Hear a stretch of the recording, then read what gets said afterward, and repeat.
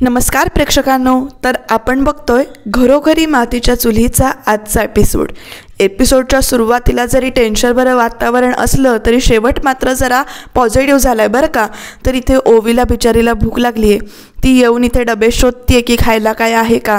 लहान मूल ते, त्यामुळे तिला काय कळणार. ती डबा उघडते आणि तेवढ्यात ऐश्वर्या येते आणि ऐश्वर्याच्या धाकाने तिच्या हातातला डबा खाली पडतो.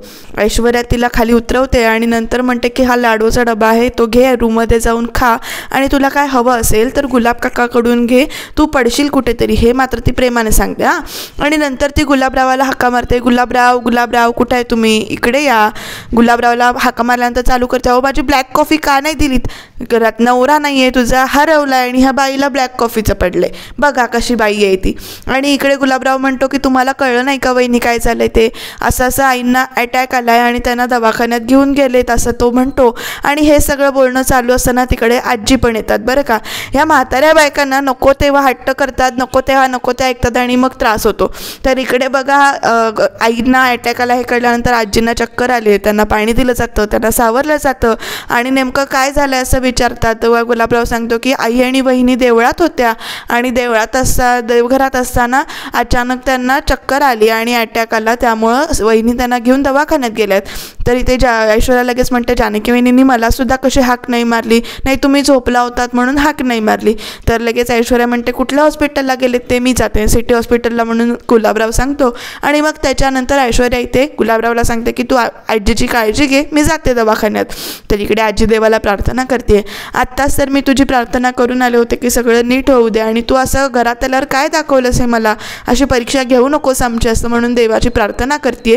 आणि इकडे हॉस्पिटलमध्ये जानकी टेन्शनमध्ये आहे, उपचार चालू आहेत. ती इकडे रिसेप्शनिस्टची बोलते की कुठला फॉर्म सही करून द्यायचा होता, म्हणून ती रिसेप्शनिस्ट सांगते तिला की ते फॉर्म सही करून द्या म्हणून. आणि तेवढ्यात ती फॉर्म सही करायला घेणार तेवढ्यात तिकडे ऋषिकेशचा फोन आला आहे. आता ऋषिकेशला काहीतरी सारंगची बातमी कळली असेल म्हणून तो फोन उचलणं पहिलं तिनं प्रेफर केलं आणि त्यामुळे ती फोन उचलायला गेली.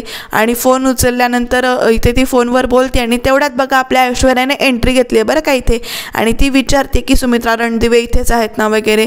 तर हो इथेच आहेत, त्यांचे नातेवाईक आहेत, ते फॉर्मवर सही करणार वगैरे असं ती सांगत असते. तर इकडे जानकी ऋषिकेशशी बोलते आणि तुम्ही काळजी इथली करू नका, मी इथे आहे आणि तुम्ही तिकडे सारंग भाऊजींना शोधायचा प्रयत्न करा असं वगैरे ती सांगते. इकडे ऐश्वर्या रिसेप्शनिस्टची बोलताना आपल्याला मध्ये मध्ये दाखवली आहे आणि ती मध्ये मध्ये जानकीकडे पण बघते बरं का. तर इकडे ह्या दोघांचं बोलणं चालू आहे फोनवर. ती सांगते ते की तुम्ही सारंग भाऊजींना शोधून आणा वगैरे असं ती सांगते. आणि इकडे रिसेप्शनिस्ट हळूच टोमणा कशी मारते, बहुतेक त्यांचं बोलणं लवकर संपणार नाही आहे, तर या फॉर्मवर सही करायची होती. तर ती म्हणते की मी त्यांची सूनच आहे, मी सही केली तर चालेल का, असं म्हणत ऐश्वर्या मिळालेल्या संधीचा फायदा घेते आणि इकडे फॉर्मवर सही करून रिकामी होते. तेवढ्यात जानकी ऋषिकेशची फोनवर बोलणं थांबवते आणि इकडे वळून बघते तर ऐश्वर्या आलेली आहे. जानकी आल्यावर म्हणते, ऐश्वर्या तू आलीस. तर लगेच ऐश्वर्या म्हणते, अहो वहिनी तुम्ही मला उठवलं का नाही, काय झालं नेमकं. तर इकडे जानकी म्हणते की गडबडीत मी तशीच म्हणजे पुढे आले आणि दवाखान्यात आले पहिल्यांदा घेऊन, आईंजवळ मी देवघरात बसले होते आणि फॉर्म सही करायचं असं म्हणून परत जात असते. तेवढ्यात ऐश्वर्या म्हणते की मी सही केली आहे. तर इकडे बघा आजीने शर्वरीला आणि विक्रांतला बोलवून घेतलंय. दोघांना ती सांगते घरात काय काय झालं ते आणि आईला चक्कर आले, अटॅक आला हे सांगताना ती जानकीचे बद्दल कान भरायला विसरत नाही. ती म्हणते अगं सारंगला जायचं नव्हतं पण तिने मुद्दामून पाठवलं आणि स्वतःच्या नवऱ्याला फ्लाईटनं पाठवलं आणि सारंगला ट्रेननं पाठवलं. ही गोष्ट ना आजी पहिल्यांदा सांगते. विक्रांत म्हणतो अगर तिकीट नसेल अवेलेबल म्हणून तिनं पाठवलं असेल. आणि या सगळ्यामध्ये जानकीला वाईट करण्याचा पुरेपूर प्रयत्न करतात बरं का आजी आणि ऐश्वर्या. आता त्यांचा प्लॅनच तो आहे म्हटल्यावर आपल्याला बघायला लागेल पुढं काय काय होतंय ते, कारण शर्वरी तशी कानानं हलकी दाखवली त्यामुळे ती मात्र यांच्या प्लॅनमध्ये नक्की येईल असं मला वाटते. तर इकडे तेवढ्यात नानासाहेब आलेत आणि नानासाहेब आल्या ते विचारत आहेत की काय झालंय नेमकं, कोणी सांगेल का काही मला वगैरे असं ते विचारत आहेत. आणि शर्वरी त्यांना म्हणते की तुम्ही आधी बसा, शांत व्हा, पाणी प्या. आणि मग नंतर ती सांगते की आईला असं असं अटॅक आला आणि त्यांना हॉस्पिटलमध्ये ॲडमिट केलंय. तर नेमकं काय झालं, तुम्ही कुठे होतात असं त्या आजीला वगैरे विचारतात. आजी म्हणतात की मी देवळात गेले होते, देवळातून येऊन बघते तर हे असं असं झालं होतं आणि जानकीनं कुणाला न सांगता पटकन ती घेऊन गेली असं इकडे शर्वरी पण सांगते बरं का.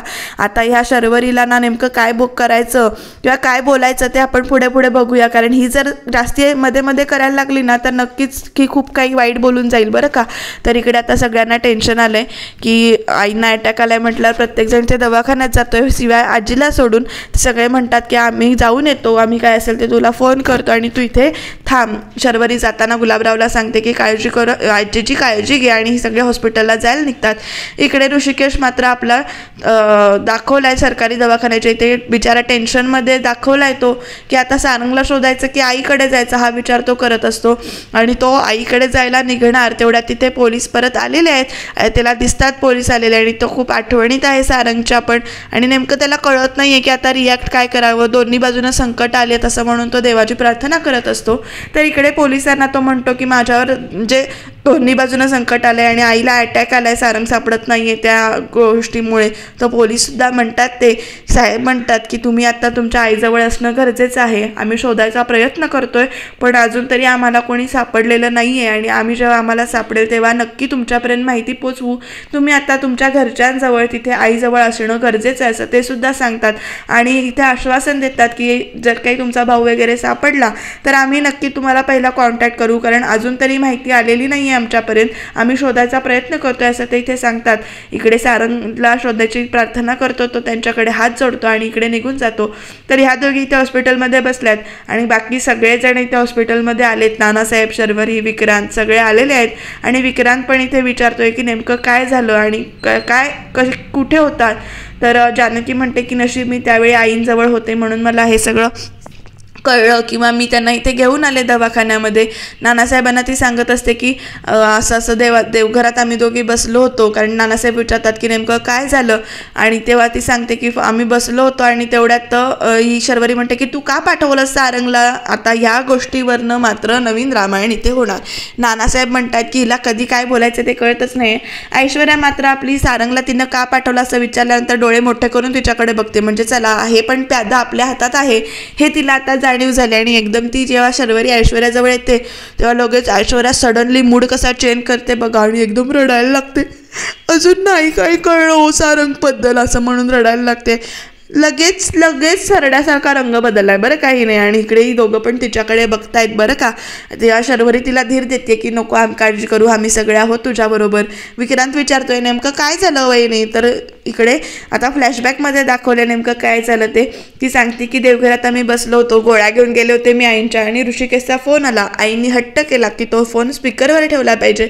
आणि जे काही ऋषिकेश आणि जानकीचं बोलणं जे काही त्यांनी ऐकलं की आता पोलिसांनी आशा सोडायला सांगितली, अजून कुठे तो सापडत नाहीये. आणि हे वाक्य ऐकल्यानंतर आईंना एकदम चक्करच आली आणि मी त्यांना इथे घेऊन आले. आणि तेवढ्यामध्ये ना इथे डॉक्टर आलेले दाखवलेत.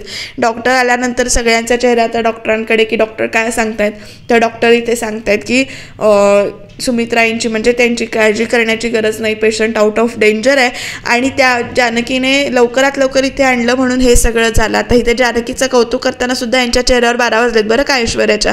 तर इथे ते सांगतायत की कौतुक म्हणजे जानकीने वेळेत आणलं म्हणून बरं झालं. आणि मी भेटू शकतो का असं विचारल्यावर ऐश्वर्यानं पटकन उंदरासारखी अशी पळत जाते बरं का जानकी जर पुढे गेली तर, म्हणून इकडे ती पटकन जाते सुमित्राईंजवळ बसते. आणि इकडे सगळे बाकी जणांना डॉक्टरांशी बोलतात, म्हणजे शर्वरी, विक्रांत, नानासाहेब हे सगळे डॉक्टरांशी बोलत आहेत. तेवढ्यात ऐश्वर्या जाते आईजवळ, सुमित्राईंजवळ आणि डायरेक्ट काय झालं हे आई, तुम्ही असं म्हणजे माझ्यावर दुःखाचा डोंगर कोसळला आणि तुम्ही सुद्धा असं. आणि ती रडायलाच लागते बरं काय, खूपच इमोशनल झालेली दाखवली, अशी एकदम ओढून ताणून रडते. इकडे सुमित्राईंना ऑक्सिजन मास्क वगैरे लावला त्यामुळे त्यांना काय बोलायचं कळत नाही आहे आणि त्यांना पण म्हणजे त्रास होतोय. ती रडते हे बघून ना लगेच शर्वरी म्हणते अगं आईला आता आपण धीर दिला पाहिजे, मला तुझं दुःख कळतंय, तुला टेन्शन आलंय, तुला किती काळजी वाटते, तुला स्ट्रेस आहे, सगळं करते, पण आता आईजवळ आपण इमोशनल नाही झालं पाहिजे, आईला त्रास होऊ शकतो हे सगळं ती समजावते. आणि तेवढ्यामध्ये इथे जानकी येते बरं का. जानकी आल्यावर इथे काळजी न बोलते, तिच्याशी बोलण्याचा प्रयत्न करते सुमित्राईंशी. पण सुमित्राईंचा एकच दोष आहे, माझा सारंग कुठे आहे. आणि जानकी म्हणते की ऋषिकेश इकडे येत आहेत, ते येतील तुमच्याशी भेटतील. तेवढ्यात सुमित्राई म्हणतात की नाही ऋषिकेशला सांग सारंगला घेतल्याशिवाय तू इथे यायचं नाही आहेस असं वगैरे ती इथे सांगायला सांगते. आणि जोपर्यंत सारंग भेटत नाही तोपर्यंत त्यानं इथे यायचं नाही असं ती मास्क काढून बोलायला लागते. मास्क काढल्यामुळे बिचारीला त्रास होतोय तरीसुद्धा ती बोलायचा प्रयत्न करते. नानासाहेब इथे सांगतात की थांब, तू असं काही करू नको म्हणून. आणि जेव्हा मास्क लावायला इकडे जानकी हात घालते तेवढ्यात इकडे शर्वरी पण ओरडते बरं का तिला की तू थांब गं, तू मध्ये मध्ये करू नकोस म्हणून. पण नर्स आलेली आहे, नर्स तेवढ्यात ती मास्क लावते आणि म्हणते की तुम्ही जास्त बोलू नका त्यांच्याबरोबर आणि त्यांना त्रास होतोय, तुम्ही काळजी घ्या असं ती सांगते. आणि ती हो हो म्हणतात बाकीचे. इथे जानकी बरं ठीक आहे असं म्हणते आणि ती इकडे बाहेर येते ऋषिकेशला फोन करण्यासाठी. बाकीचे त्यांच्याजवळ थांबलेले आहेत. ऋषिकेशला तेवढ्यात फोन करते आणि म्हणते की आई आपल्या शुद्धीवर आल्यात आणि असं ती सांगते की आई शुद्धीवर आल्यात. ऋषिकेश म्हणतो हो मी तिकडे यायलाच निघालो. पण ती लगेच म्हणते की नाही तुम्ही इथे येऊ नका, आईनी सांगितले जोपर्यंत तुम्ही सारंग भाऊजींना इथे घेऊन येत नाही तोपर्यंत तुम्ही इकडे यायचं नाही किंवा आईंना भेटायचं नाही असं त्यांनी सांगितले असं ती सांगते. या सगळ्यामध्ये ना बिचारा ऋषिकेश आणि जानकी दोघं पण भरडले जात आहेत. जानकीनं सारंगला पाठवलं म्हणून ती दोषी झाले आणि इकडे ऋषिकेश सारंगला शोधण्यात आणि आईच्या ह्याच्यामध्ये दोघांमध्ये सँडविच झाले बिचारायचं. कारण त्याला आईला पण भेटायचं आहे पण तो भेटू शकत नाही आहे कारण आईनंच तसं सांगितलं आहे त्याला की सारंग भाऊजीला घेऊन येत नाहीस म्हणजे सारंगला घेऊन येत नाहीस तोपर्यंत मला भेटू नकोस वगैरे. आता तो म्हणतो की ठीक आहे आम्ही सगळे इथे, म्हणजे जानकी म्हणते आम्ही सगळे इथे आहोत, आम्ही इथे आईंची काळजी घेतो, तुम्ही आता परत हॉस्पिटलला जा आणि सारंग भाऊजींना शोधून या असं वगैरे ती ते सांगते आणि फोन ठेवते. ऋषिकेश पण मनावर दगड ठेवून ह्या गोष्टीसाठी तयार होतो आणि तो परत हॉस्पिटलला गाडी फिरवतो. तर इकडे जानकी जेव्हा रूममध्ये येते तेव्हा बाकी सगळे डॉक्टरांशी बोलायला निघून गेलेले असतात. जानकी आईंचा हात हातात घेऊन पहिल्यांदा प्रश्न विचारते की आई कसं वाटतंय तुम्हाला. तर लगेच इथे सुमित्राई चिडतात, सारखं सारखं तू मला तेच काय विचारतेस, मी सांगितलं ना तुला जोपर्यंत सारंग सापडत नाही तोपर्यंत मला बरं वाटणार नाही असं म्हणून ती इथे चिडते तिच्यावर आणि तिच्या हातातला हात आहे ना तो एकदम असा काढून घेते आणि तो नेमका इकडे पडतो ऐश्वर्याच्या हातावर आणि ऐश्वर्या लगेच अहो आई सावकाश सावकाश असं म्हणून ना अगदी हात असा तो प्रेमाने गोंजारते. आणि इकडे बिचारी जानकी तिच्या हातातनं हात काढून घेतला आहे आणि इथे तिला त्रास होतोय तरी पण ती इथे जानकीला ओरडतच असते की तू सारखं तेच की विचारू नको आणि जोपर्यंत सारंग सापडत नाही तोपर्यंत म्हणजे ऋषिकेशला पण सांग माझ्यासमोर येऊ नको. आणि लगेच जानकी पण म्हणते ठीक आहे मास्क लावते ती परत. त्यांचा हातातला हात काढून घेतल्यामुळे जानकीला पण वाईट वाटतं कारण आजपर्यंत जी म्हणजे आईसारखं वागवत होते आणि आज एकदम कसं वागवतायत असं म्हणून तिला पण इथे वाईट वाटतं.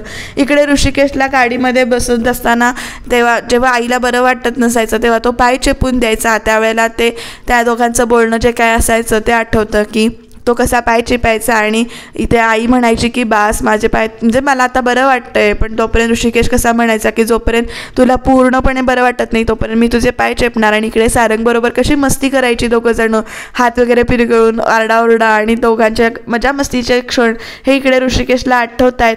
आणि त्याच ह्याच्यात तो इकडे गाडीमध्ये डोकं टेकून बसलाय.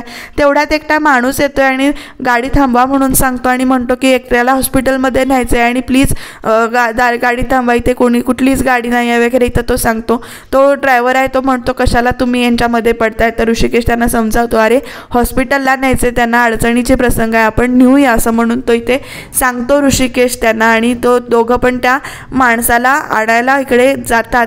त्या माणसाच्या डोक्यावर घोंगडं घातलंय आणि इथे आपल्याला जरा शंका येते बरं का हा सारंगच असेल असं आपल्याला वाटतंय पण तो सारंगच आहे. इकडे जेव्हा त्याला गाडीमध्ये असं बसवतात त्याच्या डोक्यावर पूर्ण असं घोंगडं आहे आणि जेव्हा गाडीचा खड्डा येतो त्यावेळेला त्याच्या चेहऱ्यावरचं घोंगडं खाली उतरतंय. पण ऋषिकेश आपल्याच विचारात असल्यामुळे त्याचं मागे लक्ष नसतं आणि त्यामुळे त्याला कळत नाही की तो सारंग आहे. आणि आता कशी परिस्थिती झाली आहे काखेत कळसा आणि गावाला वळसा अशी परिस्थिती झाली आहे बरं का ऋषिकेशची. कारण तो त्याच विचारात असल्यामुळे ना तो इकडे तिकडे बघायचं विसरूनच गेला आहे. त्यामुळे त्याला कळत नाही आहे की सारंग आपल्या बरोबर आहे.